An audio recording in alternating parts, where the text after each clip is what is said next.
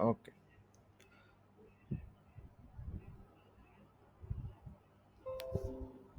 तो जो first session कह सकते हो और जो हमारा लास्ट सेशन जो था उसमें हमने ये चीज़ें की थी, ठीक है। अब हमने जो है ना नेक्स्ट इससे देखना है, एचटीएमएल को एक्सप्लोर करना है। उसमें हम ये जो हमने लिस्ट बनाई हुई है इसमें से देखते हैं कौन कौन से टॉपिक्स हमारे रह गए हैं। अब हमने यहाँ तक किया था पैराग्राफ टैग तक, ठीक है। एचटीएमएल टैग्स देखे थे और पैराग्राफ टैग देखे थे। उसमें से हमारे पास जो है ना एचटीएमएल कमेंट्स जो है ना ये रह गए थे। अच्छा, कमेंट क्या होते हैं? कमेंट आप में से ज़्यादातर को पता ही है, बट जो न्यू हैं उनको नहीं पता, तो मैं बता देता हूँ। कमेंट बेसिकली वो लाइन ऑफ स्टेटमेंट्स होती हैं जो कि रन नहीं होती या कह लो कि एग्जीक्यूट नहीं होती, ठीक है। जिनको हम सिर्फ कह लो जिस तरह हम नोट्स बनाते हैं ना, स्टिकी नोट्स होते हैं। अब वो एग्जैक्टली हमारा कंटेंट तो नहीं होते, लेकिन हमने जो है ना अपनी याददाश्त के लिए कह लो कि मतलब बना के रखे होते हैं। तो इसी तरह कोई हेडिंग देने के लिए कोई चीज़ इस तरह के, ताकि हम बाद में अगर अपना कोड खोलें तो हमें पता हो कि यहाँ पे हमने ये चीज़ की थी। तो हम उस पोर्शन को या उस स्पेसिफिक को ब्लॉक ऑफ कोड को जो है ना कुछ कमेंट डाल के ना सेव कर देते, ताकि हमें बाद में याद रहे कि हमने यहाँ पे ये काम किया था। तो अब उसके लिए क्या होता है, वो लाइन जो होती है ना कोड की, वो एग्जीक्यूट नहीं होती। तो हम क्या करते हैं, हम यहाँ पे जो है ना कोई भी टेक्स्ट लिखता हूँ मैं, ठीक है। कोई भी लेट्स सपोज मैंने सैंपल टेक्स्ट लिख लिया। अब मैं क्या करूँगा, अब अगर तो आप विजुअल स्टूडियो कोड यूज़ कर रहे हैं, ठीक है। तो आप क्या करेंगे, कंट्रोल प्रेस करके आपने जो स्लैश वाला नहीं बटन होता, शिफ्ट के साथ जो होता है ये वाला, ठीक है। आपने क्या करना है, आपने इसको जो है ना कंट्रोल के साथ प्रेस करना है। अब मैं इस लाइन पे लेके आता हूँ इसको, कंट्रोल स्लैश दबाता हूँ, तो ये ऑटोमेटिकली जो है ना ये लाइन मेरी कमेंट हो जाएगी, ठीक है। अब ये कमेंट वैसे अगर आपने करना है, अगर आप विजुअल स्टूडियो कोड नहीं मतलब यूज़ नहीं कर रहे, अगर आप नोटपैड यूज़ कर रहे हैं, तो फिर आप जो है ना स्टार्ट में ये चीज़ डाल दें और एंड पे ये चीज़ डाल दें, तो ये उस लाइन को ऑटोमेटिकली कमेंट कर देगा, ठीक है। अगर आप मल्टीपल चीज़ों को या मल्टीपल लाइन्स को जो है ना कमेंट करना चाहते हैं, आप उनको सेलेक्ट करें और कंट्रोल स्लैश दबा दें, तो ये उनको ऑटोमेटिकली कमेंट कर देगा। अब इसको जब हमने अनकमेंट करना है, तो इसको सिंपल उसी तरह ही जिस तरह कमेंट किया था उसी तरह हम इसको अनकमेंट कर लेंगे, ठीक है। अच्छा, कमेंट्स हो गए हमारे पास। अब हमने क्या करना है, अब हमने फॉर एग्ज़ाम्पल मैं इसको दे देता हूँ हमारा सेशन 2 कह लेता हूँ मैं इसको अपना। अच्छा, अब हमारे पास होता है, हमने देखा था कि हमने हेडिंग्स देनी होती है, तो हम क्या करते हैं, हेडिंग टैग्स को यूज़ करते हैं। उसके बाद हमने कोई भी सिंपल टेक्स्ट लिखना है, ठीक है? उसमें क्या था, हम पैराग्राफ टैग को यूज़ करते थे जिसका था नाम पी था, ठीक है? अच्छा, अब उसमें सबसे पहले हम देखते हैं कि अब मैं इसको पहले ना लाइव सर्वर पे ऑन कर लेता हूँ, ताकि हमें जो है ना इसके एग्ज़ीक्यूशन विज़िबल हो। ओके, तो ये मेरे पास आ गया। अब देखो फॉर एग्जांपल मैं चाहता हूँ कि ये लाइन यहाँ पे एंड हो गई है, ठीक है? ये लेबरेम के पास एंड हो गई है। अब मैं चाहता हूँ कि आगे जो वेनियम का वर्ड है ना, ये इससे आगे जितना भी टेक्स्ट है, वो नेक्स्ट लाइन में चला जाए, ठीक है? मतलब वो यहाँ से स्टार्ट होने के बजाय यहाँ से स्टार्ट हो, ठीक है? तो मतलब मैं लाइन को क्या करना चाह रहा हूँ, ये एक पूरी की पूरी लाइन है, मैं इसको यहाँ से ब्रेक करना चाह रहा हूँ। मैं क्या करना चाह रहा हूँ, मैं यहाँ से ब्रेक करना चाह रहा हूँ। तो इसके लिए मेरे पास क्या होगा, मेरे पास एक टैग होगा बीआर टैग। ब्रेक टैग इसे हम कहते हैं। अब मैं सिंपल बीआर लिखूँगा, ये मुझे एमिट शो करना स्टार्ट कर देगा, तो मैं इसको सिंपल एंटर करूँगा। अब इसमें जो है ना, क्योंकि इसने मुझे बीआर टैग इधर ही चाहिए, ठीक है? कोई इसके दरमियान मेरा कोई कंटेंट तो आएगा नहीं। फॉर एग्ज़ाम्पल अगर मैं इसको इस तरह लिख दूँ फॉर एग्ज़ाम्पल, ठीक है? तो मैंने इसके दरमियान कुछ लिखना तो है नहीं है, मेरा कोई काम तो है नहीं है, ठीक है? मुझे सिर्फ़ इसको यूज़ करना है किस लिए? लाइन को ब्रेक करने के लिए। तो इसलिए इस टैग का ओपनिंग टैग ही होता है, इसका कोई क्लोज़िंग टैग नहीं होता, जिस तरह हमारे पास पी टैग का क्लोज़िंग टैग होता है। अगर मैं आपको इस तरह दिखाऊँ, तो ये हमारे पास पी टैग का क्लोज़िंग टैग होता है। क्यों? क्योंकि इसके दरमियान में कोई ना कोई हमारे पास कंटेंट आना होता है, इसलिए इसका ओपनिंग और क्लोज़िंग टैग होता है। अब बीआर टैग जो है, बीआर टैग का कोई दरमियान में कंटेंट तो नहीं आना, इसलिए हमें इसको लाइन को ब्रेक करने के लिए सिर्फ हम ओपनिंग टैग को यूज़ करते हैं। अब देखना, अब ये वेनम से पीछे मैंने इसको यूज़ किया है। अब ये क्या किया इसने वेनम से पीछे जो है लाइन को ब्रेक कर दिया, आगे जितना भी था वो उसको ब्रेक कर दिया। अब देखो, ये उसमें स्पेस भी नहीं लेके आ रहा। अब ये इसने यहीं से लाइन को ब्रेक किया और नेक्स्ट लाइन वो वहाँ से स्टार्ट किया अगला कंटेंट, ठीक है? जो भी चीज़ थी वहीं से उसने स्टार्ट कर दिया। अगर मैं इधर डालता हूँ दिस इज़ हेडिंग के दरमियान यहाँ पे डालता हूँ, तो ये इस चीज़ को भी ब्रेक कर देगा। तो ये लाइन ब्रेक करने के लिए हम ब्रेक टैग को यूज़ करते हैं, ठीक है? अब मेरे पास इसी तरह एक और टैग होता है एचआर टैग। ये क्या करता है, ये एक हॉरिज़ॉन्टल लाइन जो है ना वो क्रिएट कर देता है। हॉरिज़ॉन्टल एचआर किसे मतलब किस चीज़ को स्पेसिफाई करता है, हॉरिज़ॉन्टल लाइन को, ठीक है? अब देख लेते हैं। अब ये देखो, मैंने यहाँ पे बी आर टैग यूज़ किया कि भैया लाइन को ब्रेक कर दो, और एच आर टैग यूज़ किया कि यहाँ पे मुझे एक हॉरिजॉन्टल लाइन दे दो। अब ये देखो मेरे पास यहाँ पे एक हॉरिजॉन्टल लाइन आ गई है, तो मैं इस तरह जो है ना मैं यहाँ पे हॉरिजॉन्टल लाइन लेके आ सकता हूँ, ठीक है। तो ये तो हम हो गया हमारा टेक्स्ट से रिलेटेड जो है ना टैग्स हो गए हमारे। अब हम जो है ना आगे कुछ और टैग्स को एक्सप्लोर करते हैं। लेट्स सपोज मैंने कोई ना ऐसा टेक्स्ट डालना है कि जिस पे मैं क्लिक करूँ तो कोई ना मतलब इवेंट अकर होने से मुराद कि मैं क्लिक करूँ तो कुछ ना कुछ हो, ठीक है। अभी तो मैं इस पे कुछ भी कर रहा हूँ, कुछ भी नहीं हो रहा है, ठीक है। क्लिक कर रहा हूँ, मैं सिलेक्ट कर रहा हूँ इसको, कुछ भी नहीं हो रहा। बट मैं चाहता हूँ कि मैं जब भी एक ऐसा टेक्स्ट लेके आऊँ कि मैं उस पर क्लिक करूँ, जैसे फॉर एग्जांपल हम बटन पे क्लिक करते हैं तो बटन पे क्लिक करते हैं तो कुछ ना कुछ होता है, ठीक है। अब मैं इस चीज़ पे क्लिक करूँगा तो क्या होगा, ये मेरा लिंक ओपन हो जाएगा, ठीक है। तो इस तरह क्या होता है कि अब मैंने इस तरह कोई ना लिंक एम्बेड करके किसी टेक्स्ट के पीछे मैं चाहता हूँ कि उस पे जब मैं क्लिक करूँ तो वो टेक्स्ट ओपन हो जाए, तो उसके लिए हमारे पास होता है एंकर टैग, ठीक है। उसके लिए हमारे पास कौन सा टैग होता है, एंकर टैग। और इसको किस तरह डालना है, पहले जब हम नोटपैड पे करते होते थे ना, एचटीएमएल राइट करते होते थे, तो हमें क्या होता था, हमें एंकर का सिंटैक्स जो एंकर कह रहा हूँ, जितने भी टैग्स थे उनका सिंटैक्स जो है ना एग्जैक्टली याद रखना पड़ता होता था। अब विजुअल स्टूडियो कोड यूज़ करने का हमारा फ़ायदा यही है, मैंने आपको कहा था ना, जिस तरह हम कोडिंग स्टार्ट करेंगे तो आपको इसके फीचर्स और इसके बेनिफिट्स जो है नज़र आना शुरू हो जाएंगे कि क्यों हमने वी एस कोड को चूज़ किया, ठीक है। अब देखना, अब मैंने ए लिखा है सिंपल, मेरे पास एंकर टैग आ गया, अब ये ऑटोमेटिकली इसने एंकर टैग लगा दिया। अब देखो इसके दरमियान इसने जो है ना स्पेस है, मतलब यानी कि इसका क्लोजिंग टैग भी है और इसका ओपनिंग टैग भी है। बट इसमें एक चीज़ न्यू आई है मेरे पास, वो क्या न्यू आया मेरे पास एच रेफ और ये डबल कोट्स जो हैं ये न्यू आए हैं। अब ये क्या चीज़ है, इसको हम समझते हैं। सबसे पहले तो मैं क्या करता हूँ, मैं यहाँ पे लिखता हूँ गूगल, लिखता हूँ फॉर एग्जाम्पल, ठीक है। अच्छा, गूगल लिख दिया। अब क्या हुआ, देखना यहाँ पे, इसको लोड नहीं। अब ये मेरे पास जो है गूगल आ गया। अब मैं इसको रिमूव कर दूं क्योंकि ये एज इट इज शो कर रहा था। अच्छा, अब ये देखो मेरे पास यहाँ पे क्या आ गया, गूगल का टेक्स्ट आ गया, बट इसके नीचे लाइन है और इसका कलर भी चेंज है। मतलब हमने एंकर टैग में जो टेक्स्ट लिखा है वो बाकी टेक्स्ट की निस्बत टोटली चेंज है, ठीक है। अच्छा, अब मैं इसके पीछे इस टेक्स्ट पे मैं चाहता हूँ, अभी तो इस पे मैं करता हूँ कुछ भी नहीं होता, वही चीज़ मेरी दोबारा खुल जाती है। मैं चाहता हूँ कि जब मैं इस पे क्लिक करूँ तो गूगल ओपन हो जाए, ठीक है। जब मैं इस पे क्लिक करूँ तो गूगल ओपन हो जाए, तो मुझे गूगल का लिंक एम्बेड करना पड़ेगा। अब वो गूगल का लिंक मैं कहाँ पे एम्बेड करूँगा, मैं यहाँ पे करूँगा। मैं यहाँ पे लिख देता हूँ HTTPS, ठीक है, स्लैश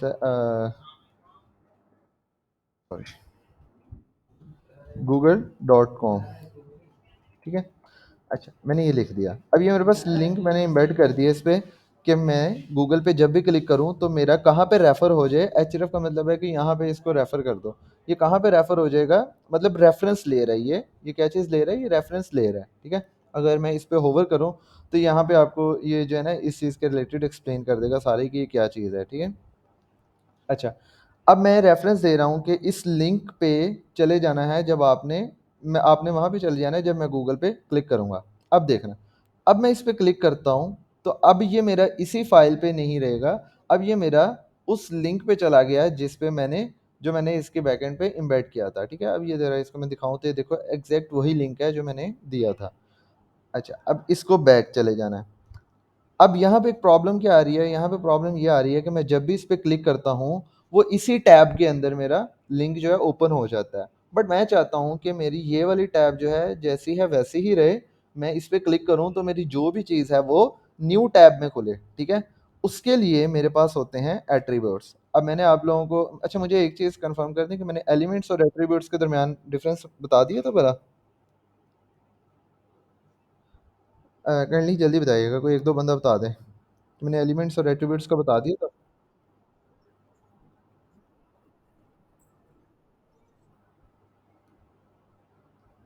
यार कोई एक आधा बंदा मैसेज करके बता दे।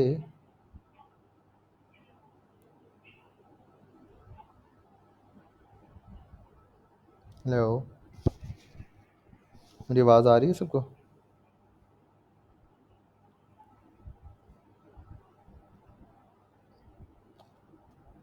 अच्छा, नहीं बताया था, मैं बता देता हूँ। यार जहाँ तक मेरा ख्याल है मैंने स्लाइड्स में बताया था। चलें दोबारा बता देता हूँ। ओके, मैं दोबारा बता देता हूँ। अच्छा, अब होता क्या है कि मेरा एलिमेंट क्या होता है, मैं इधर लिख के बताता हूँ। Element is equal to tag plus content plus attribute, ठीक है।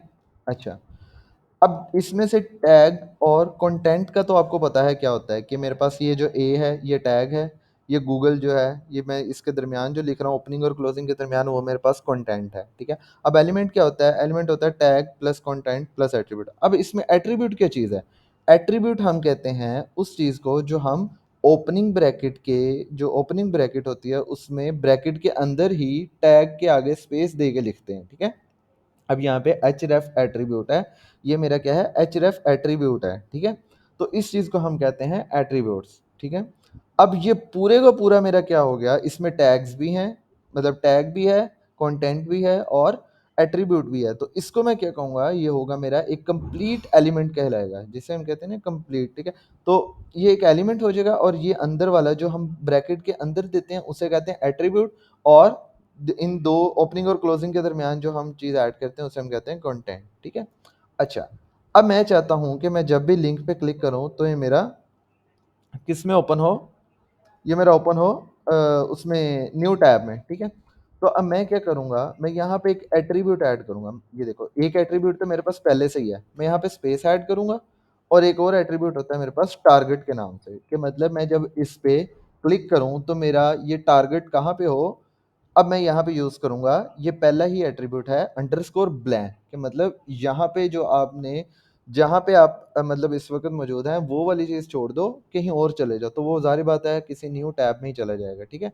तो अब मैंने टारगेट अंडरस्कोर ब्लैंक कर दिया। अब देखना, अब मैं इस पे क्लिक करूंगा तो ये न्यू टैब में जाके उस लिंक को ओपन कर देगा, ठीक है। सो बेसिकली ये हमारा एंकर टैग होता है, इसमें बस यही चीज़ें हमारे लिए सीखने जो है ना वो इनफ होती हैं। अच्छा, अब यहाँ पे एक चीज़ है देखना, मैं अगर बी आर टैग को 2 दफ़ा यूज़ कर दूँ तो इससे क्या होगा, इससे देखो डबल स्पेस आ गई, ठीक है। मैं जितनी दफ़ा चाहूँगा उतनी दफ़ा ऐड कर दूँगा, स्पेस मेरी इंक्रीज़ होती जाएगी। लेकिन ये हमारे लिए जो है ना मतलब एक बेस्ट वे ऑफ कोडिंग नहीं है कि हम एचटीएमएल में बी आर टैग को यूज़ करें या फिर एच आर टैग को यूज़ करें, इसलिए नॉर्मली अब इन चीज़ों को पढ़ाया नहीं जाता। तो बट फिर भी मैंने बता दिया आप लोगों को कि ये एट्रीब्यूट टैग्स भी हमारे पास होते हैं। तो अब हम इनको कैसे अचीव करेंगे कि अगर मैं स्पेस चाहता हूँ, मतलब एक एलिमेंट से दूसरे एलिमेंट के दरमियान स्पेस चाहता हूँ, तो मैं कैसे लेके आऊँगा, ये सारी चीज़ें हम किससे अचीव करेंगे, ये हम CSS से अचीव करेंगे, ठीक है। ओके, अब हमारे पास हो गया एंकर टैग हो गया। अब एक और हमारे पास टैग आता है इमेज टैग। मैं इमेज ऐड करनी है तो किस तरह करूँगा, देखो मैंने इमेज लिखा है, ये इसने ऑटोमेटिकली पूरे का पूरा टैग जनरेट कर दिया। अब अगेन वही बात है कि मुझे इसमें कंटेंट तो कोई लिखना ही नहीं है, ठीक है। मैंने इसके इमेज इमेज देनी है, मैंने कोई कंटेंट तो नहीं ना देना, तो मुझे क्लोजिंग टैग की ज़रूरत ही नहीं है। मैं सिंपल अपना पहले ही टैग यूज़ करूँगा, और हमें प्रोवाइड भी यही किया जाता है इमेज में, ठीक है। इमेज टैग में हमें सिर्फ ओपनिंग टैग प्रोवाइड किया जाता है। मैंने इमेज टैग लिखा, कुछ भी नहीं हुआ, ठीक है, देखो कुछ भी नहीं हुआ। अच्छा, अब हम इसको समझते हैं कि इसमें सोर्स क्या होता है और आर्ट क्या होता है। अच्छा, अब हमने इमेज लेके कैसे आनी है, जो हमारा इमेज का एड्रेस होगा। एड्रेस क्या होता है, आपका घर है, आपके घर का कोई ना कोई एड्रेस होता है कि इस जगह पे आपका घर पड़ा हुआ है, या कह सकते हो कि वहाँ पे आपका घर है, ठीक है। तो इसी तरह हम इमेज का एड्रेस पास करते हैं कि मेरी इमेज अगर मैं अपने पीसी से लेके आ रहा हूँ तो मेरे मतलब लैपटॉप में या कंप्यूटर में यहाँ पे पड़ी है। अगर मैं बाहर से मुराद मतलब इंटरनेट से कहीं से इमेज लेके आ रहा हूँ, तो मैं वहाँ से इसका जो है ना एड्रेस इधर डाल दूंगा सोर्स में, कि यहाँ से जो है ना आप लेकर, SRC का मतलब है सोर्स, ठीक है। कि इमेज का जो सोर्स है वो कहाँ पे है। अब जारी बात है सोर्स ही हमें कोई ना कोई चीज़ प्रोवाइड करता है ना, तो अब सोर्स हमें इमेज का एड्रेस प्रोवाइड करेगा, तो इमेज टैग क्या करेगा, उस सोर्स पे उस एड्रेस पे जाके जो भी इमेज पड़ी होगी उसको डिस्प्ले कर देगा। अब मेरे पास यहाँ पे कोई इमेज तो पड़ी नहीं है, मैं क्या करता हूँ, मैं पिक्साबे पे जाता हूँ, ठीक है। और मैं यहाँ से कोई भी इमेजेस उठा लेते हैं हम, ठीक है। तो मैं इस इमेज को उठाता हूँ और मैं इस पर राइट क्लिक करता हूँ, कॉपी लिंक एड्रेस, या हम करते हैं जी कॉपी इमेज एड्रेस करते हैं, ठीक है।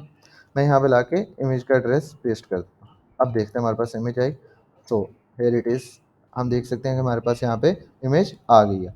अब ये क्या था, इसे हम कहते हैं एक्सटर्नल लिंकिंग, ठीक है, एक्सटर्नल लिंकिंग, कि हमने बाहर से कोई चीज़ जो है लिंक की है अपने कोड के साथ। अब मैं चाहता हूँ कि मैं कोई और इमेज फॉर एग्जांपल लेके आता हूँ, ये इमेज मुझे प्यारी लग रही है, मैं इसको क्या करता हूँ, सेव इमेज करता हूँ, ठीक है, और कहाँ पे पुट करते हैं इसको जी, फोल्डर कहाँ गया है, हाँ ये रहा। इधर मैं क्या करता हूँ, एक इमेज का फोल्डर बनाता हूँ, ठीक है, आई एम जे नाम से, और इसके अंदर जाता हूँ, मैं इसका क्या नाम रखता हूँ, मेन इमेज रख देता हूँ, ठीक है, ओके। अब ये मैंने इमेज डाउनलोड भी कर लिया। अब हमने ये तो देख लिया है कि बाहर से इमेज किस तरह लेके आनी, बाहर से। अब ये पिक्साबे क्या था, इसका भी बता देता हूँ कि पिक्साबे बेसिकली एक ऐसा प्लेटफॉर्म है या ऐसी वेबसाइट है जहाँ से हम जो है ना मतलब कॉपीराइट फ्री इमेजेस उठा सकते हैं, ठीक है, मतलब इधर से हम इमेजेस फ्री में इमेजेस लेके यूज़ कर सकते हैं किसी भी चीज़ के रिलेटेड, तो वो हमें जो है उस पर कॉपीराइट नहीं आएगा। अब जाहिर बात है, जब हम किसी के लिए वेबसाइट बना रहे हैं तो हम वो वाले रिसोर्सेज या वो वाला मीडिया फाइल्स यूज़ करेंगे जो कॉपीराइटेड मटेरियल ना हो, ठीक है। अब यहाँ पे हमें किसी भी चीज़ से रिलेटेड हमें चाहिए, फॉर एग्जांपल मैं टी लिखता हूँ तो मुझे उसके रिलेटेड जो है इमेजेस वगैरह शो होना स्टार्ट हो जाएंगी। तो इस तरह और भी हमारे पास स्टॉक वेबसाइट्स हमें मिल जाती हैं। अब ये तो हो गया था एक्सटर्नल लिंकिंग। अब मैं इसको रिमूव करता हूँ, ठीक है। अब मैं क्या करता हूँ, मेरे पास इस फ़ोल्डर में इमेज के अंदर main.jpg फाइल पड़ी है। अब सिंपल आपने क्या करना है, स्लैश दबाना है।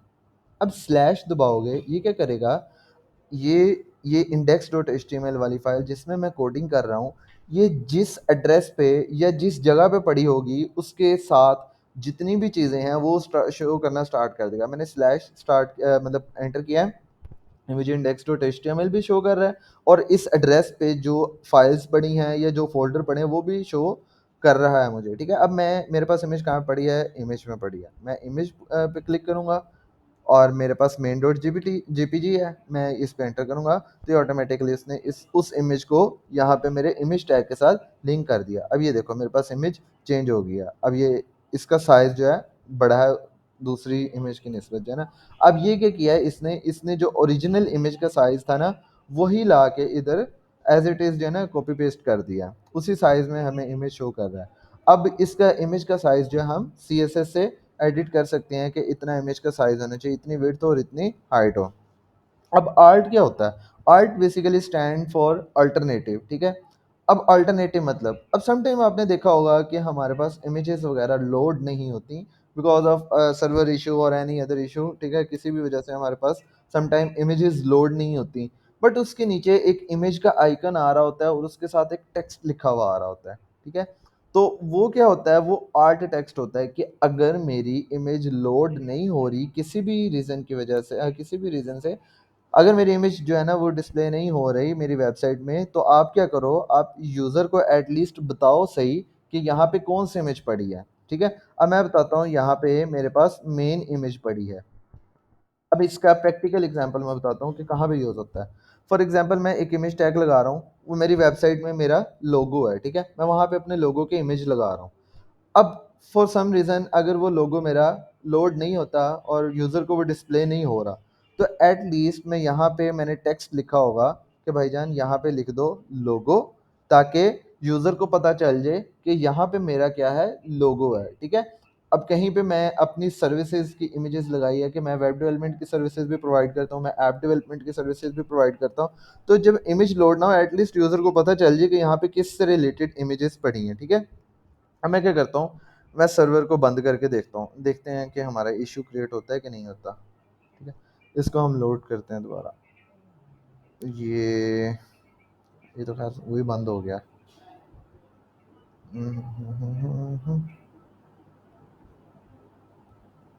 अच्छा, इसका मैं एग्जांपल दिखा देता हूँ आपको, आर्ट टैग और सॉरी आर्ट टैग नहीं है, आर्ट एट्रीब्यूट इन इमेज टैग, कि ये किस तरह हमें जो है ना शो करता है, देख लेते हैं, हमें कहीं ना कहीं इमेज मिल जाएगी इसके।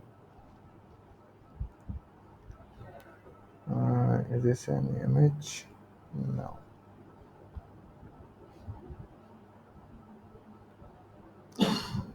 खैर होपफुली आपको समझ तो आ ही गया होगा कि लाइक मैं किस चीज़ की बात करूँ। हमारे पास एक इमेज का मैं लिखता हूँ image not showing because of server, तो उसका हमारे पास कोई इमेज आती है कि नहीं आती? हाँ, ये देखो, ये देख लो। सो इस तरह का हमारे पास आइकन आ जाता है, ठीक है। तो इस तरह के आइकन के नीचे अब अगर मैं यहाँ पे दिखाऊं तो ये देखो, ये टेक्स्ट शो हो रहा है ना। अब यहाँ पे इसकी इमेज डिस्प्ले नहीं हुई, लेकिन साथ में टेक्स्ट शो हो रहा है, डॉक्यूमेंटो डॉक्यूमेंटो डॉक्यूमेंटो, ठीक है। ये कौन सा टेक्स्ट है? ये वही टेक्स्ट है जो हमने ऑल्ट एट्रीब्यूट के अंदर प्रोवाइड किया है, ठीक है। तो ऑल्ट एट्रीब्यूट हमारे पास इस काम के लिए यूज होते हैं। चलो, ओके हो गया। What is this? अच्छा, अब हमारे पास इसके बाद क्या आ जाता है? हाँ, लिंक्स में हमारे पास एक चीज़ रह गया है, इमेज ईमेल लिंक्स। अब ईमेल लिंक्स क्या होते हैं? फॉर एग्जांपल मैं चाहता हूँ कि यूज़र, एक मैंने टेक्स्ट लिखा है कि ईमेल मी, ठीक है, ईमेल मी। अब मैं चाहता हूँ कि यूज़र जब भी उस पर क्लिक करे तो यूज़र का एक ईमेल टेम्पलेट जो है ना शो होना स्टार्ट हो, लाइक एक यूज़र डायरेक्ट अपनी ईमेल पे चला जाए और वो ईमेल कर सके, ठीक है। तो मैं क्या करता हूँ, मैं देखना इनका टैग लगाया और मैं यहाँ पे लिखता हूँ मेल टू, ठीक है। और मैं यहाँ लिख देता हूँ washnoman@gmail.com, ठीक है। और यहाँ लिख देता हूँ ईमेल टू मुबशर, ठीक है।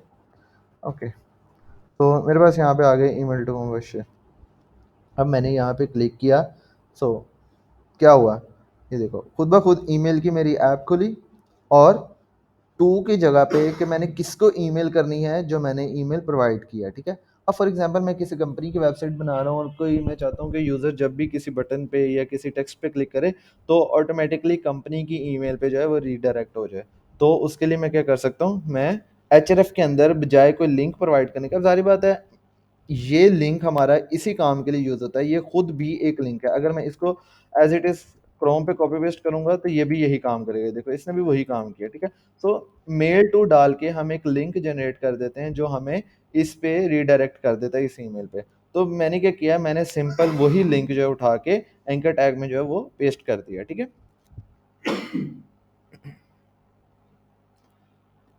ओके, तो ईमेल भी हो गया। अब लिस्ट को देख लेते हैं, हमारे पास लिस्ट्स क्या होती हैं। अच्छा, लिस्ट्स हमारे पास जो है वो दो तरह की होती हैं, एक होती हैं अनऑर्डर्ड लिस्ट और दूसरी कौन सी होती हैं हमारे पास, ऑर्डर्ड लिस्ट, ऑर्डर्ड लिस्ट, ठीक है। अच्छा, अब अन यू ओ लिख दिया है अनऑर्डर्ड, अनऑर्डर्ड और ऑर्डर्ड लिस्ट में हम डिफरेंस देखते हैं। अब पहले इसको लिखने का तरीका देखते हैं और देखते हैं कि लिस्ट होती क्या है। लिस्ट हम सिंपल लिख लेते हैं। हाँ, ये भी एक बेसिकली लिस्ट है, ये वन टू इस तरह करके लिखता हूँ तो ये भी बेसिकली एक लिस्ट है। या अगर मैं बुलेट्स में लिख देता हूँ, बुलेट पॉइंट्स जो होते हैं हमारे पास वो सर्कुलर और स्क्वेयर्ड वाले, तो वो वाले भी मैं डाल सकता हूँ, ठीक है। अच्छा, अब इसको लिखने का तरीका देखते हैं। सबसे पहले हमने ये डिफाइन करना होता है कि हमने लिस्ट कौन सी बनानी है। अब अनऑर्डर्ड और ऑर्डर्ड में क्या डिफरेंस है? अनऑर्डर्ड और ऑर्डर्ड में ये डिफरेंस है कि जो बुलेट्स वाले होते हैं जिनमें काउंटिंग नहीं होती वो अनऑर्डर्ड के अंडर आते हैं, और जो ऑर्डर्ड लिस्ट होती है उसमें हमें वो काउंटिंग के साथ शो करता है, 1 2 3 इस तरह, ठीक है। तो ये ऑर्डर्ड में होती है कि वो एक ऑर्डर्ड वे में हमें जो है लिस्ट प्रोवाइड करता है। अब पहले हमें डिफाइन करना होता है कि हमने कौन सी लिस्ट जो है ना वो यूज़ करनी है। अब अनऑर्डर्ड लिस्ट यूज़ करनी है तो मैं उसके लिए यूज़ करूँगा यूएल टैग, ठीक है। अब यूएल टैग लिखा है तो मैंने सिंपल इसको मतलब डिफाइन कर दिया है कि मैं अनऑर्डर्ड लिस्ट जो है वो यूज़ करने लगा हूँ। अब इसी तरह मैं इसके आगे ऑर्डर्ड लिस्ट यूज़ करनी है तो मैं क्या करूँगा, ओ एल यूज़ कर लूँगा और मैं बताऊँगा कि भैया मैं यहाँ पे ऑर्डर्ड लिस्ट यूज़ करने लगा। हम दोनों इकट्ठी देखेंगे। अब यहाँ पे मैंने क्या करना है, यहाँ पे मैंने लिस्ट का जो है वो टैग यूज़ करना है और उसका टैग होता है एल आई, ठीक है, एल आई। और मैं लिख देता हूँ लिस्ट वन, ठीक है। और मैं इसको as it is copy paste करता हूँ, ठीक है। और मैं यहाँ पे लिखता हूँ फोर और यहाँ पे लिखता हूँ थ्री और यहाँ पे लिखता हूँ टू, ठीक है। और सिंपल इसी तरह इसको उठा के कॉपी करता हूँ और ओ एल के अंदर मैं पेस्ट कर देता हूँ। अब ये मैंने किस तरह कॉपी पेस्ट किया था, मतलब अगर मैं चाहता हूँ कि इस लाइन को एज इट इज़ मैं नीचे कॉपी करके पेस्ट कर दूँ तो कंट्रोल डी प्रेस करूँगा। ये कंट्रोल डी होता नहीं है, ये हमें यहाँ से जाके ना शॉर्टकट, इसका कमांड पैलेट से जाके ना शॉर्टकट हमें जो है ना वो करना पड़ता है ऐड। अब ये कॉपी लाइन डाउन जो है ना, मैंने इसका शॉर्टकट कंट्रोल डी रखा हुआ है, आप लोग चेक कर लेना आप लोगों के वीएस कोड में इसका कुछ मतलब शॉर्टकट की क्या ऐड हुई हुई है। अच्छा, अब इसको हम देखते हैं। अभी देखो मैंने क्या किया है, मैं यहाँ पे क्या करता हूँ, लिस्ट बनाता हूँ और यहाँ पे इसको डिवाइड कर देता हूँ ताकि आपको पता चल जाए दोनों कोड अलग-अलग है, ठीक है। अब ये मेरे पास अनऑर्डर्ड लिस्ट है और ये मेरे पास कौन सी है, ये मेरे पास ऑर्डर्ड लिस्ट है। अब इसको हम देखते हैं इनका क्या फ़र्क पड़ा है। ये देखो, अब ये मेरे पास क्या हुआ, जो अनऑर्डर्ड थी वो बुलेट्स में आई है, वो सर्कुलर बुलेट्स में आई है, और जो मेरे पास ऑर्डर्ड लिस्ट थी वो 1 2 3 की फॉर्म में आई है, ठीक है। अब ये सिंपल इतना ही था। बाकी इसकी जो स्टाइलिंग है कि हमने किस तरह के ये यूज़ करने हैं बुलेट पॉइंट्स, तो ये हम जो है ना सीएसएस में देखेंगे, इसको हम सीएसएस के थ्रू करते हैं। अच्छा, बाकी अगर आप लोगों को बैकग्राउंड में कोई थोड़ा बहुत नॉइज़ आ रहा हो तो उसके लिए माज़रत, क्योंकि मैं हॉस्टल में हूँ, तो ये चीज़ आप लोगों को थोड़ी सी बेयर करना है, मुश्किल तो होगी लेकिन कर लेना इसको। ओके, अब हमारे पास लिस्ट टैग्स हो गए। अब हमने देखना है जी टेबल्स को। ओके, टेबल्स थोड़े से जो है ना कॉम्प्लेक्स होते हैं, कॉम्प्लेक्स नहीं होते, मतलब एक अगर मतलब कोई बंदा है जिसने स्टार्ट किया है, उसको थोड़ा सा इसका सिंटेक्स याद रखने में थोड़ा सा मुश्किल होगा, बट उसको हम जो है ना डिवाइड करके सीखते हैं कि लाइक उसका स्ट्रक्चर हम डिवाइड करेंगे, ठीक है। अब सबसे पहले मैंने यहाँ पे एक इमेज रखी हुई है टेबल की, कि टेबल को हम यहाँ से समझते हैं कि क्या होता है, ठीक है। ओके, अब टेबल आप लोगों को पता है कि डिफरेंट रोज होती हैं, डिफरेंट कॉलम्स होते हैं उसमें। वर्टिकल को हम कहते हैं कॉलम और हॉरिजॉन्टल को कहते हैं हम रो, ठीक है। अब यहाँ पे एक चीज़ डिफरेंस आपने समझना है कि जो पहली रो होती है वो हमारी हमेशा हेडिंग रो होती है, जैसे हम कहते हैं हेडर रो, ठीक है। मतलब पहली रो हमेशा कुछ ना कुछ हेडिंग्स को डिफाइन कर रही होती है। जैसे मेरे पास एक्सेल शीट बनाता हूँ मैं, उसमें name, roll number, phone number, email, इस तरह की चीज़ें लिखता हूँ, तो मैं ऊपर पहले हेडिंग्स दूंगा और नीचे मेरे पास क्या होगा, डाटा होगा। अब एक रो डाटे की ये है। अब ये 1 2 3 से देने का मकसद यही है कि आपने समझना है कि हमने टेबल में हमेशा रो वाइज चलना है, हमने कॉलम वाइज नहीं चलना, हमने हमेशा रो वाइज ही चलना है, ठीक है। अच्छा, अब हम इसको क्या करते हैं, इसको अंडरस्टैंड करते हैं। सबसे पहले हम टेबल डिफाइन करेंगे कि हम टेबल को यूज करने लगे हैं। जस्ट अ मिनट मेरा।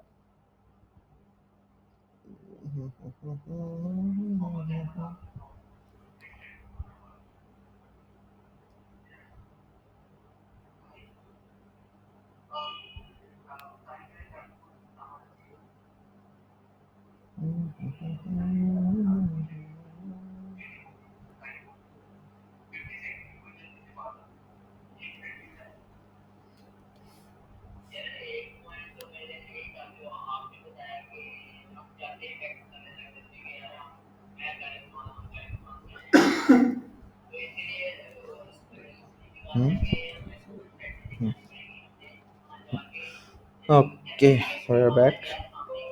अच्छा, अब मैंने आपको कहा है कि हमने चलना होता है टेबल में रो वाइज, ठीक है। अब सबसे पहले हमने एक रो डिफाइन करनी होती है, उसके अंदर हमने कॉलम को है डिफाइन करना होता है। अब जाहिर बात है हमने कॉलम भी तो बताने हैं ना कि कितने कॉलम जो है हमने बनाने हैं, लेकिन सबसे पहले हम क्या बनाते हैं, हम सबसे पहले रो बनाते हैं। तो उसके लिए मेरे पास टैग होता है, सॉरी, टीआर, मतलब टीआर का मतलब है टेबल रो, ठीक है। अब यहाँ पे आप लोगों ने इसको, मैं बता रहा हूँ कि थोड़ा सा ना कॉम्प्लेक्स हो जाता है, इसलिए आपने इसको स्टेप बाय स्टेप समझना है, डिवाइड करके, स्ट्रक्चर को डिवाइड करके समझना है। अब देखो मैंने पहले डिफाइन किया, मैंने कहा इस वीएस कोड को बताया कि मैं जो है एक टेबल बनाने लगा हूँ, तो मैंने उसको टेबल टैग के थ्रू बताया कि मैं एक टेबल बनाने लगा हूँ। अब मैंने उससे कहा कि मैं पहली रो बनाने लगा हूँ, ठीक है। मैंने उससे क्या कहा, मैंने कहा मैं पहली रो बनाने लगा हूँ, तो मैंने टी आर मतलब टेबल रो का टैग यूज़ किया, ठीक है। अब मैंने रो बना दी। अब वो सिंपल रो बन गया, अभी ये दरमियान वाली लाइंस नहीं है इसमें, ठीक है। ये एक सिंपल एक रो बन गई मेरे पास। अब हमने अंदर बताना है कि हमें कितने कॉलम्स चाहिए, वो उसे हम कहते हैं टेबल डी। टेबल डी होता है हमारे पास टेबल का डाटा, वो नीचे वाली के लिए। लेकिन हमेशा हम पहली रो के लिए क्या यूज करते हैं, टेबल हेडर मतलब टी एच, ठीक है। इसको हम यूज करते हैं किस लिए, हमेशा पहली रो के लिए। अब ये पहली रो है, ठीक है। इसको हम इस तरह समझते हैं, इसी तरह नेक्स्ट लाइन में नहीं लेके जाते हैं। ओके, अब मैं इसको क्या करता हूँ, डिवाइड करता हूँ। अब देख लो, हेड या मैं इसकी जगह करता हूँ नेम, ईमेल या क्लास, ठीक है, और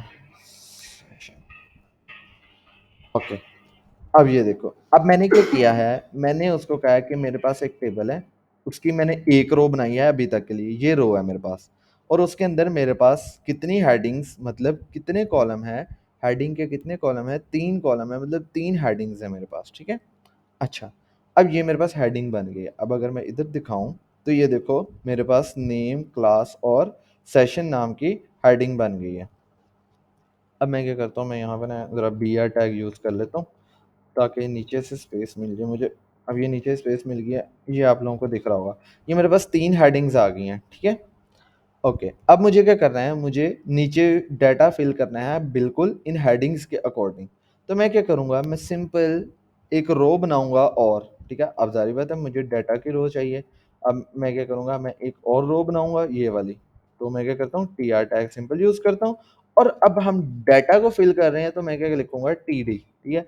टी डी में मैं लिखता हूँ मुबशर, और मैं सिंपल यहाँ पे लिखता हूँ बी एस सी एस, और मैं सिंपल यहाँ पे लिखूँगा 29, 29 नहीं भाई, 19।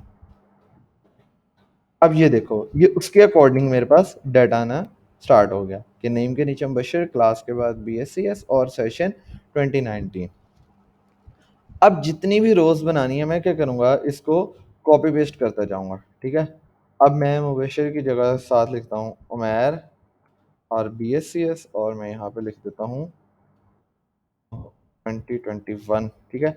उसके बाद मैं क्या लिखता हूँ, हम लिख देते हैं जी सर नज़ीफ़, ठीक है। वो भी बी एस सी एस के हैं, सेशन उनका अननोन, ठीक है, पता नहीं कौन सा सेशन है, हाँ 2013 सेशन है उनका, मुझे याद आ गया, ठीक है। ओके, अभी मेरा नाम जो है ना ज़हन में उन्हीं का नाम आया तो इसलिए मैंने उनका लिख दिया। तो अच्छा, ये हमने लिख दिया, ठीक है। अब ये हमारे पास डाटा आ गया। तो अब इस डाटा को हमने स्टाइलिंग, अब ज़ाहिर बात है ये टेबल इस तरह तो मुझे दिख नहीं रहा, तो इसको स्टाइलिंग हमने किससे करना है, हमने इसको स्टाइल करना है अपनी सीएसएस यूज़ करके। एचटीएमएल हमें सिर्फ रॉ डाटा प्रोवाइड करता है, ये कोई स्टाइलिंग हमें नहीं करके देता। तो हमने इसको किससे स्टाइल करना है, जब हम इसको सीएसएस यूज़ करेंगे उससे हम इसको स्टाइल करेंगे। बाकी मैं अभी आपको इसको जो है ना थोड़ा सा स्टाइल करके दिखाता हूँ, तो हम इसको देख लेते हैं। मैं अगर इस तरह ही दिखाना हो तो मैं क्या करूँगा, मैं यहाँ पे स्टाइल टैग यूज़ कर लेता हूँ जी, ताकि आप लोगों को दिखा दूँ, ठीक है। ओके, मैं क्या कहता हूँ जी, टेबल में टी एच में और टी डी में क्या करो जी, आप बॉर्डर लगा दो 1 पिक्सल का सॉलिड, और किस कलर का, रेड छोड़ो, हमारी इमेज में ग्रीन कलर है तो हम जो है ग्रीन लगाते हैं, और हम ग्रीन कौन सा लगाते हैं, ये वाला कलर लगाते हैं। तो थोड़ा डार्क करते हैं, बहुत ज़्यादा लाइट हो गया, सॉफ्ट कलर चाहिए मेरे को कुछ इस तरह। हाँ, ये देखो अब मेरे पास जो है बॉर्डर्स भी आ गए इसके इर्द गिर्द, ठीक है। तो ये मैं जो है बॉर्डर लगा सकता हूँ किससे, सी एस एस के थ्रू। बट यहाँ पे हमारे पास एक टेबल क्रिएट हो गया है, ठीक है। अच्छा, अब इसमें आप लोग बता दें, किसी ने हैंड रेज किया था मेरे ख्याल, टेबल में अगर किसी को कोई और इशू है तो, या इसका टेबल के अलावा कोई भी और इशू है तो बता सकते हो आप लोग, क्योंकि ये चीज़ समझ आ गई है तो फिर ही हम आगे चलेंगे। अगर समझ आ गई है तो ये तो भी लिख दो मैसेज में कि समझ आ गई है, अदरवाइज़ अगर नहीं आई तो जो भी मसला है वो आप पूछ लो, एटलीस्ट मैसेज करके बता दो ताकि मुझे पता चल जाए।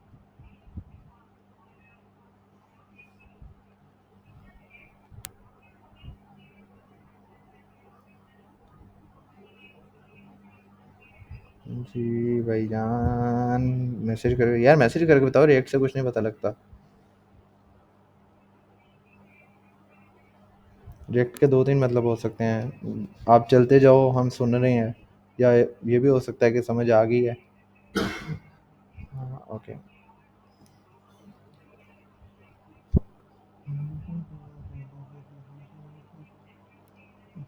ओके, तो ये हमारे पास टेबल्स भी हो गए हैं।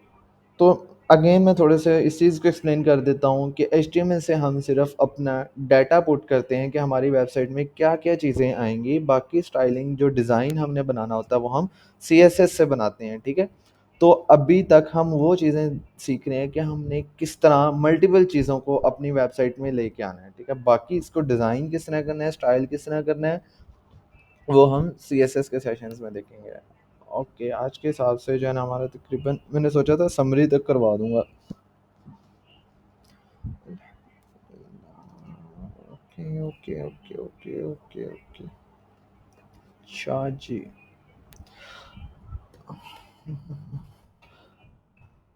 इसको मुझे पहले लिख लेने दें, फिर मैं आपको समझा देता हूँ। Hello, hello, hello world. Okay, Peter Loram 3023 कर देता हूँ। हाँ, यहाँ पे एडजस्ट करता हूँ।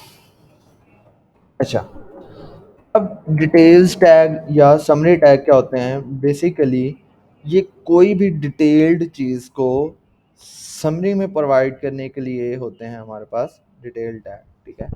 अब आपने अकॉर्डियंस देखे होंगे, मैं नहीं देखे तो मैं अकॉर्डियंस दिखाता हूँ अगर आप लोगों को नहीं पता। Accordion HTML how to create नहीं भाईजान, हमें सिर्फ देखने हैं। ओके, हम बूटस्ट्रैप के देखते हैं। हाँ, ये देखो। अब इसमें क्या है हमारे पास कि हमें वो बता रहा है कि अकॉर्डियन एटम 1 है, ठीक है?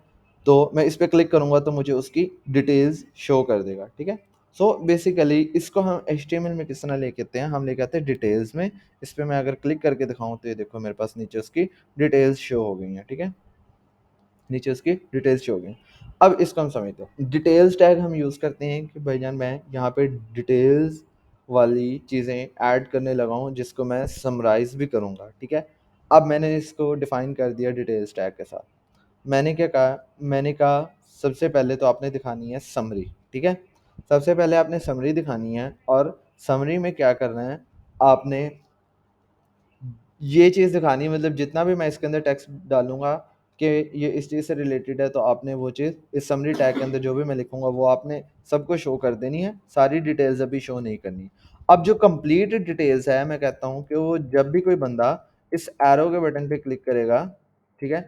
तो ये पी टैग के अंदर मैं आपको जो चीज़ प्रोवाइड कर रहा हूँ, इसके अंदर अब मैं इस पे क्लिक करूँ तो हो सकता है मैं यहाँ पे मेरे पास पी टैग भी आ सकता है। मैं यहाँ पे अगर हेडिंग दे के देखता हूँ कि आती है कि नहीं आती मेरे पास, ठीक है? ओके, H1 तो हम जी लॉरम 12 दे लेते हैं इसको। सो देखो, मैंने इस पे क्लिक किया तो मेरे पास जो भी था वो मुझे शो हो गया। तो बेसिकली समरी होती है हमारे उसको समरी को शो करने के लिए, और हम जब उस पे क्लिक करेंगे तो हमारे पास नीचे जो भी हमने चीज़ प्रोवाइड की होगी वो आ जाएगी। अच्छा, अब अगर हम इसको नीचे लिख के देखते हैं कुछ होता है कि नहीं होता? वैसे मुझे भी नहीं पता, मैंने कभी ट्राई नहीं किया, मेरे अभी बैठे-बैठे ज़हन में आया कि इसको अगर नीचे लिख के देते हैं देखें कुछ होता है? नहीं, कुछ भी नहीं होता। तो इसको आप ऊपर नीचे लिख सकते हैं, ठीक है? ओके। डिटेल्स और समरी टैग भी हमारे पास हो गए हैं। Okay, okay, okay, okay. अच्छा जी, अब हम देख लेते हैं थोड़ा-सा इन चीज़ों को। ऑडियो एम्बेड करनी है और वीडियो एम्बेड करनी है तो इसको किस तरह करेंगे? लाइक हमारे पास कोई भी ऑडियो पड़ी है, कोई भी वीडियो पड़ी है, हम उसको एम्बेड करना चाहते हैं अपने एचटीएमएल में, तो हम किस तरह करेंगे? ठीक है? ओके, तो उसके लिए मुझे क्या होगा, सबसे पहले जिस फ़ोल्डर में मैं काम कर रहा हूँ, अच्छा हमें क्या होता है, हमने ना एक एसेट्स का फ़ोल्डर बनाना होता है। जब भी हम कोई वेबसाइट बना रहे होते हैं ना, हमने एक एसेट्स का फ़ोल्डर बनाना होता है, और जितना भी हमारा मीडिया फाइल्स होती हैं, इमेजेस, वीडियोज़, ऑडियोज़, ये जितनी भी इस तरह की एसवीजेस वो क्या कहते हैं, गिफ वगैरह, इस तरह की चीज़ें जितनी भी होती हैं, उनको हम एसेट्स वाले फ़ोल्डर के अंदर डाल देते हैं, ताकि हमारे जितने भी एसेट्स हैं वो सेपरेट फ़ोल्डर में पड़े रहें, और उसको हम जो प्रोजेक्ट वाला फ़ोल्डर होता है उसी के अंदर रखते हैं, ताकि अगर हमने क्लाइंट को फॉर एग्ज़ाम्पल प्रोवाइड करना है, ये ना हो कि वो इमेज ही ना उसको शो हो रही हो, ठीक है? तो वो बाद में हमें मैसेज करता फिरे कि इमेज कहाँ गई है। तो ये सारी चीज़ें जो है ना आपने उसके अंदर रखनी है। अब मैं क्या करता हूँ, मैं इसके अंदर कोई भी ऑडियो लेके आता हूँ। ऑडियो कहाँ से लेके आऊँ यार? Audio, audio, audio.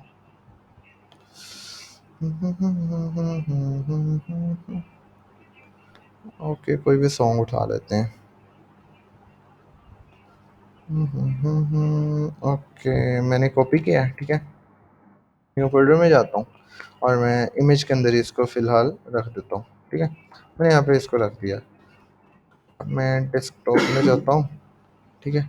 डेस्कटॉप पे मैंने यहाँ से वीडियो उठाई है और मैंने इसको यहाँ पे इमेज के अंदर पेस्ट कर दिया, ठीक है, ताकि हमें चाहिए हो तो हम इसको यूज़ कर सकें, ठीक है। ओके, अब ऑडियो को सबसे पहले हम देखते हैं कि ऑडियो ट्रैक हम किस तरह यूज़ करते हैं और अपनी ऑडियो को हम किस तरह उसमें ऐड कर सकते हैं, ठीक है। ओके, अब ये देखो मैंने ऑडियो टैग लिखा है कि भाईजान मैंने ऑडियो जो है ना वो आपको प्रोवाइड करनी है, ठीक है। और इसमें मेरा सोर्स क्या होगा, मैं इमेज टैग में जाता हूँ और मैं कहता हूँ ये वाला भाईजान ये सॉन्ग है, इसको एम्बेड कर दो, ठीक है। अब देखते हैं कुछ हुआ है, कुछ भी नहीं हुआ मेरे ख्याल। हाँ, कुछ भी नहीं हुआ। तो बेसिकली ये हम इस तरह सोर्स प्रोवाइड करते थे, बट आई डोंट नो कि ये अभी इस तरह क्यों नहीं चल रहा। खैर, इसका दूसरा तरीका ये होता है कि हम क्या करते हैं, हम सोर्स जो है वो अलहदा प्रोवाइड कर देते हैं सोर्स एट्रीब्यूट में, ठीक है। अब सोर्स एट्रीब्यूट क्या होता है हमारे पास, ये ओपन मतलब सेल्फ क्लोजिंग टैग होता है, यानी कि इसका हम क्लोजिंग टैग सेपरेट नहीं लिखते क्योंकि इसके अंदर ही हमने एक एसआरसी करके जो है ना एड्रेस पास कर देना होता है, ठीक है। अब एड्रेस पास करने के लिए मुझे क्या चीज़ चाहिए, मुझे ये चाहिए भाईजान, ये वाली चीज़ है, ठीक है। अभी भी नहीं शो कर रहा, ये क्यों नहीं शो कर रहा?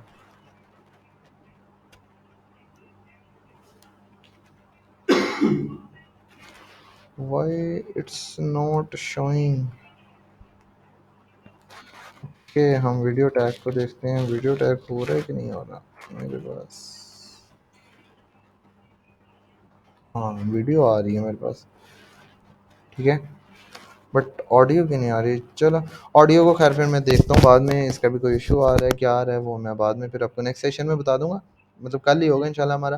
तो इसी तरह वीडियो टैग हमने यूज़ करना होता है। वीडियो में क्या होता है, हमने सोर्स जो उसका प्रोवाइड कर देना होता है, और वीडियो टैग में क्या होता है कि वो हमारी वीडियो यहाँ पे एम्बेड हो जाती है।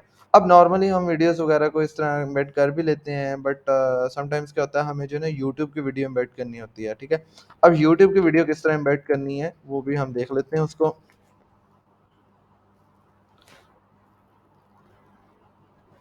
ठीक है। अब फॉर एग्जांपल ये वीडियो है, मैं इसको प्ले करता हूँ।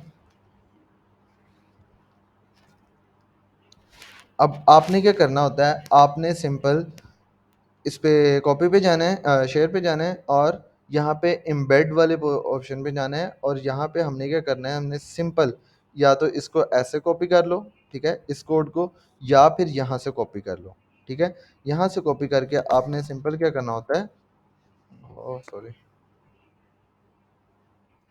आपने यहाँ पे पेस्ट कर देना है, ठीक है।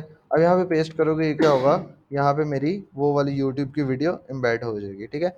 अब इसके ना हमारे पास मल्टीपल कंट्रोल्स होते हैं यहाँ पे, अगर आप देख सकते हो कि अलाउ फुल स्क्रीन, ठीक है, कि फुल स्क्रीन अलाउ करनी है कि नहीं करनी है। अब इसको अगर मैं रिमूव करता हूँ तो देखते हैं, तो ये देखो मेरे पास यहाँ पे वो फुल स्क्रीन वाला जो है वो नहीं आ रहा है, ये देखो ये डिसेबल हो गया, ठीक है। इस पर मैं क्लिक नहीं कर पा रहा हूँ, ये देखो फुल स्क्रीन इज़ अनअवेलेबल, ठीक है। अब मैं इसको डाल दूंगा अगर, तो वो मेरे पास इनेबल हो जाएगी जब ये रीलोड होगी। तो ये देखो ये मेरे पास इनेबल हो गई है, ठीक है।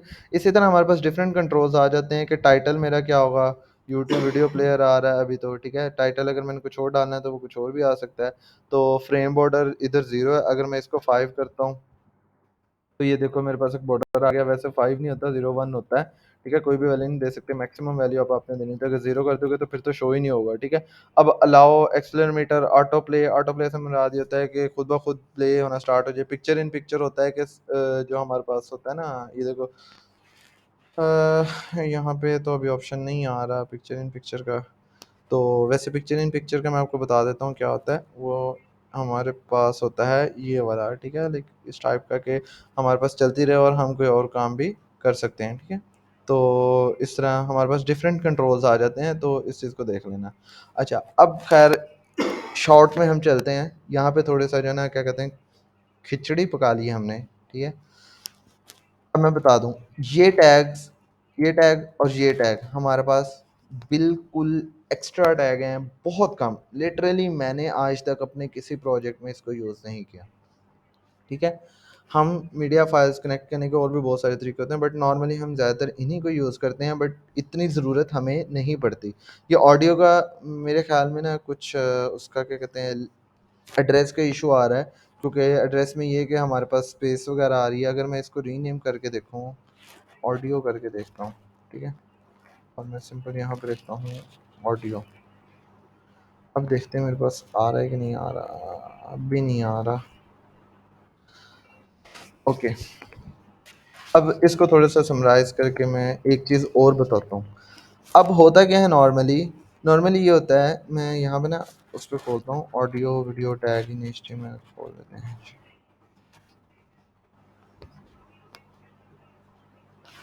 खुल जा भाई, नेट क्यों चला गया है?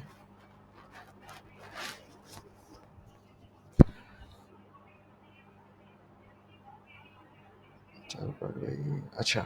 हाँ, यहाँ पे अगर मैं जाता हूँ, अब थोड़ा सा यहाँ से मैं एक्सप्लेन करता हूँ आप लोगों को। देखो, अब ये क्या होता है, हमारे पास ऑडियो है कि हमने ऑडियो करना है, शायद कंट्रोल्स की वजह से ये हो रहा है, मेरे पास कंट्रोल्स टैग नहीं लगाया मैंने।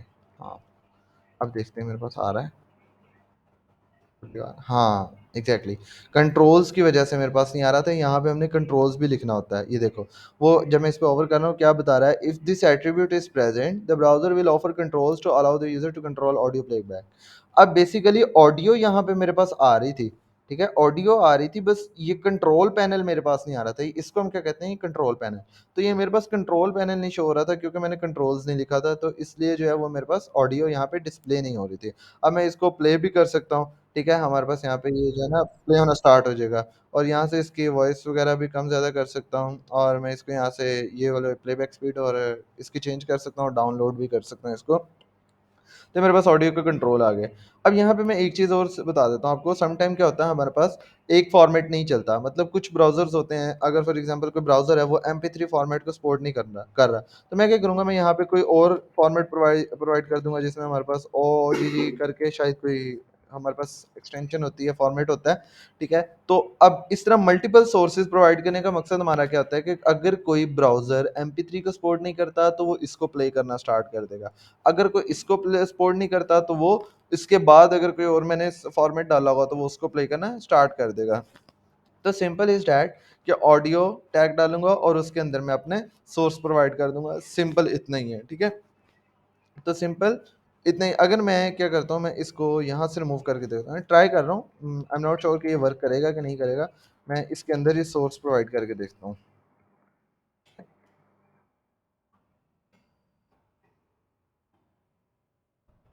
हाँ, तो ये देखो मेरे पास उस तरह भी चल गया। मैं सोर्स उसके अंदर भी प्रोवाइड कर सकता हूँ, और मैं सोर्स सेपरेट भी प्रोवाइड कर सकता हूँ। बट सेपरेट प्रोवाइड करने का हमारा मकसद क्या होता है, सेपरेट प्रोवाइड करने का हमारा मकसद सिर्फ और सिर्फ यही होता है कि हम अगर मल्टीपल फॉर्मेट्स वाली फाइल्स जो हैं वो इंपोर्ट करना चाह रहे हैं, तो वो हमारे पास आ सकती हैं और वो उसको डिस्प्ले कर देगा। तो खैर आज का यहीं पेंड करते हैं, क्योंकि मीटिंग भी एंड होने वाली है। तो अगर इसमें किसी को कोई इशू वगैरह है तो बता दें आप लोग। तो बाकी हमारे पास क्या रह गया, हमारे पास फॉर्म्स रह गए हैं, हमने फॉर्म्स देखने हैं, और चलो गूगल मैप्स भी बाद में देख लेंगे, या अगर अभी इसको देखना है तो अभी देख लेते हैं हम। इसको नेक्स्ट सेशन में देख लेंगे। सिंपल जिस तरह हमने गूगल यूट्यूब की वीडियो हमने वो की है ना, क्या कहते हैं, एम्बेड किया है, इसी तरह हम जो है ना गूगल मैप्स को एम्बेड कर लेते हैं स्पेसिफिक लोकेशन पे, स्पेसिफिक लोकेशन पे, और एचटीएमएल कैरेक्टर्स को देख लेंगे। और ये हमारे पास फॉर्म्स रह गए। फेव आइकन क्या होता है, फेव आइकन होता है ये जो हमारे पास, जैसे हम ये यूट्यूब है, यूट्यूब पे हमारे पास ये एक यूट्यूब का आइकन शो हो रहा है ना, W3 स्कूल्स है, इस पे यहाँ पे एक आइकन मेरे पास शो हो रहा है, तो इसको हम कहते हैं फेव आइकन। अब देखो हमारे पास जो है यहाँ पे अभी कोई आइकन शो नहीं हो रहा, ये अभी सिंपल सिंपल जो है ना किसका ब्राउजर का ये शो कर रहा है, ब्राउजर क्या होता है कि इंटरनेट का होता है, किसका होता है ये, वो वाला आइकन शो कर रहा है। तो हम इस चीज़ को भी देख लेंगे। फेव आइकन रह गया, फॉर्म्स रह गया, और उसके फॉर्म के अंदर जितनी भी चीज़ें हैं उनको हम देखेंगे कल इंशाल्लाह, हाँ, कल करेंगे।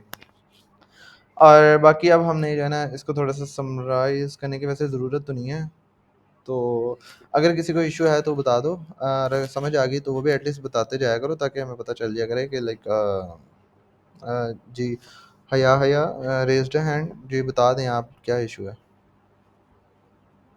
अच्छा ना,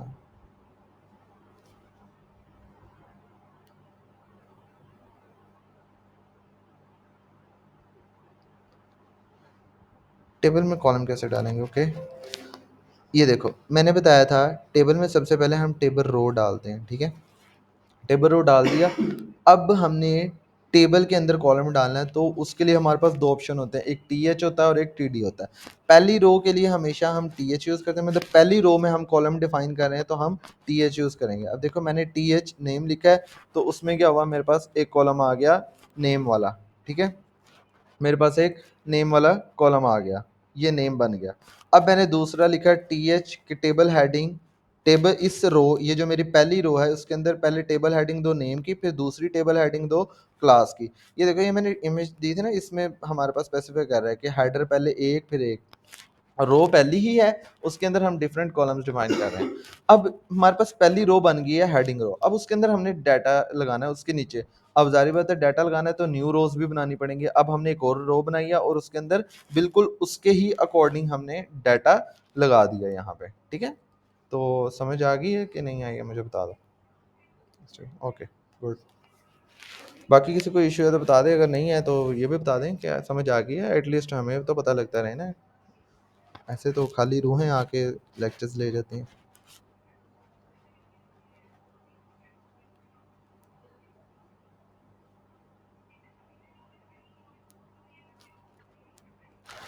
okay, thank you so much.